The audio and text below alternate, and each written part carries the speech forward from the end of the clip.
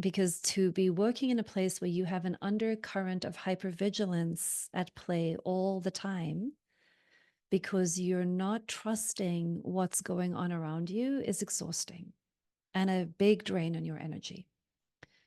And then I think I'm hearing you say as well, you're sort of sitting with the gravity of this because you feel like this is not something that's going away. And at some point, you're going to be in a situation where you need to deal with it. And so if this is the situation right now and I'm going to deal with it, what might that look like? And I'm really scared. Yeah. Yeah. Well, I just want to take a deep breath and acknowledge the enormity and the complexity of everything in a situation like this. It is tricky and it is multi-layered. And you're definitely trying to effect change from the power under position, which makes it really challenging. Really, really challenging. So there's a few things that I'm thinking about, and let's just think together and figure out a way through this. Like, one thing I'm thinking is, I really wish for you safety, and I don't know that it's going to be in this situation. So if we can let go of the assumption of a certain kind of safety or awareness, because what we're dealing with is so much implicit and explicit bias, right?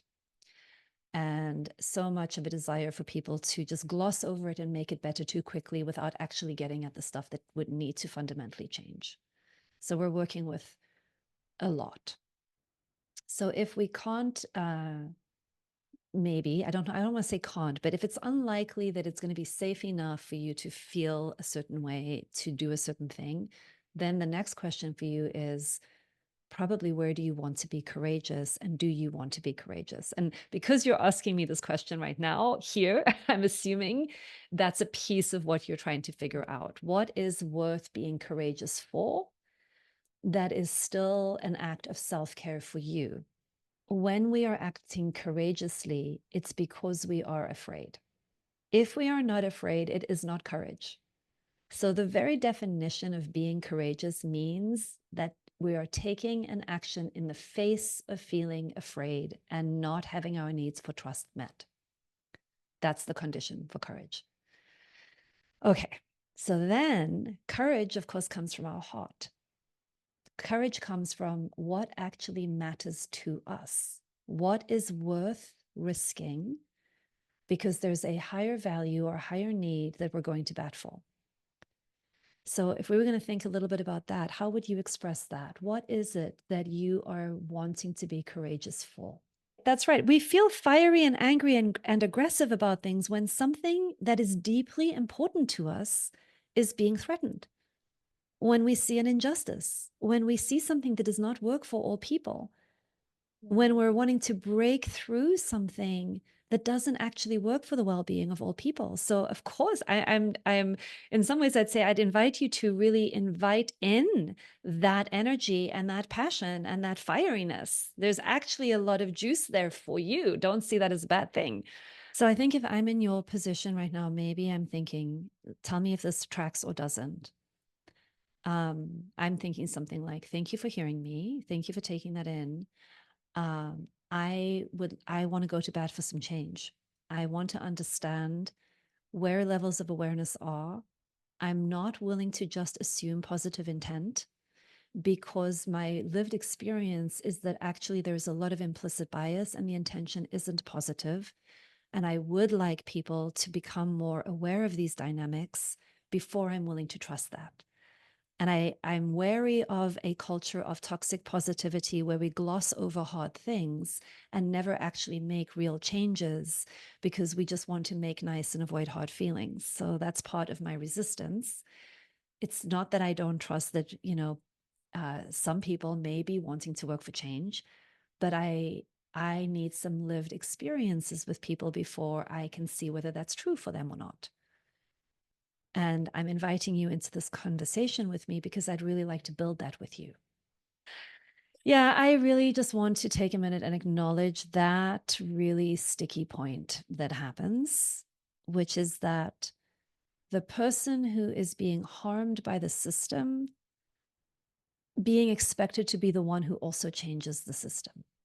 And this desire for the people who are not being impacted by the harm to pick up, care for the harm being done, and to do something about it from a place of more resourcefulness and less risk, because structurally they have more power. And just the injustice and weariness of being the one who's fielding the harm and then needing to recruit everybody else to have to care for it, understand it, not minimize it, not turn it around on you, not blame you for it, not hold you responsible for it, and make you do all the work to change what other people are doing in their unawareness and their privilege. One of the things that I would recommend when anyone is in a power under position and wanting to effect change from the power under position is to only do the things that you can do in full choicefulness and in alignment with your own needs. And to give yourself permission not to do things for other people or for the good of others or for the changing of the system, but to really stay grounded in your own subjectivity and your own self-care as you go through it. And to the degree that it is meeting your needs to be courageous, to the degree that it is helping you get what you need, by all means, then let me help you with whatever I can on that. But not taking it on as a responsibility or a have to for everyone else. Part of the reason why I say that is that I think when people have been oppressed, the implicit message is that you don't matter. And to the degree that we internalize the message of not mattering, it becomes this internalized oppression. We kind of unconsciously begin colluding with, well, I don't matter, it doesn't matter. And so some of us emerging out of any places in our lives where we may have any of this oppression, having fielded it from the outside and then having it now living inside of ourselves, it's insisting that we matter. It's insisting that my needs matter, that my subjectivity matters, that my voice matters, that my perception of reality matters. It's a reclaiming of the mattering and the validity of my lived experience. And so when we're trying to make change from that place, it can feel we can benefit from it as much, and it can help protect a little bit against the weariness of having to be, quote unquote, the one who does all, quote unquote, the work. The other piece, if we want to just go a little bit further down the line, is we can get very, very skillful and aware about the exact things that we need from other people to be different. And we can put it in behavioral, actionable terms that make it very easy for them to pick up the work. Meaning, I've noticed that I want to have a look at the schedule with you from the last month. Do you notice that all of these people are people of color? All of these people are white people, and here are the night shifts and here are the day shifts. Are you seeing what I'm seeing? I'm sure there are lots of reasons for this, but what I'm really loving, what I would really love next month is for us to, would you be willing to shift those dynamics? For a month, could we have all of the people of color in the day and all of the white people at night, and just find out how that feels? Or find out what that is? Or can we mix it all up? Or can we make sure that these racial patterns are no longer identifiable moving forward?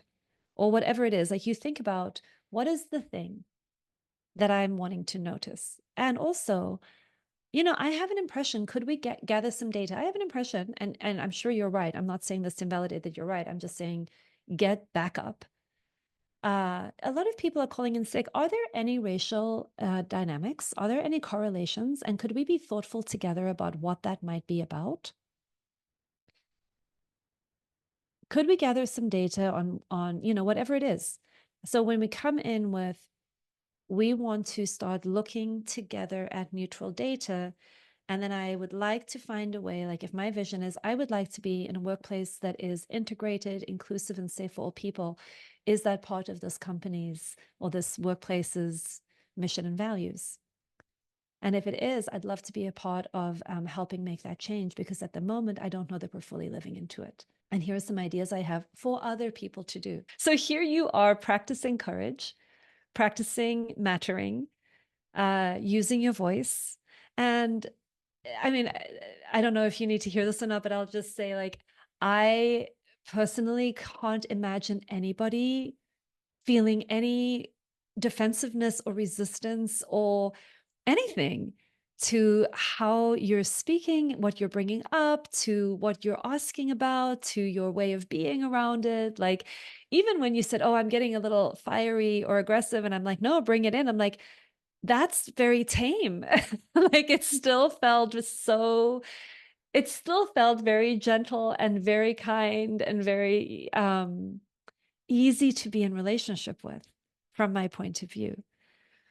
And I know that often, and you know, I know that I'm white, so I don't have the added layer of race in a white supremacist culture. But as a woman, I know that I have had the experience of like needing to always tone myself down or be nicer, or present it in a particular way to be more palatable to other people. And you know, what I've learned for myself anyway is my version of what is really aggressive is not other people's. Like, I could probably be a lot more assertive sometimes, and still be effective. And that's what occurs to me. Thanks for bringing that in. It's another profound, sacred, meaningful, and important conversation for us to be having. All of the power dynamics that are inherent in dominator hierarchies, where different identity factors are implicitly and unconsciously dealt with. And okay, well, in a group like this, I'm going to assume that it's a larger percentage of implicit. But let's be honest, in many, many parts of the world right now, it's intentional, it's explicit, it's aggressive, and it's strategic. And so there is real harm. And the fear around addressing these things is real, because there are real risks to people living in it. So, yeah, any identity factor that is being used to create enemy images and continue this idea that there are good people and bad people. And if we can identify the bad people and privilege the good people, then we're going to have a better world. That entire way of thinking, while I know that it's making a big comeback in certain circles, it's my deep, deep intention to counteract it and actively work against it in any of the work that I can do. Because that kind of consciousness is incredibly violent and destructive to the well-being of all people.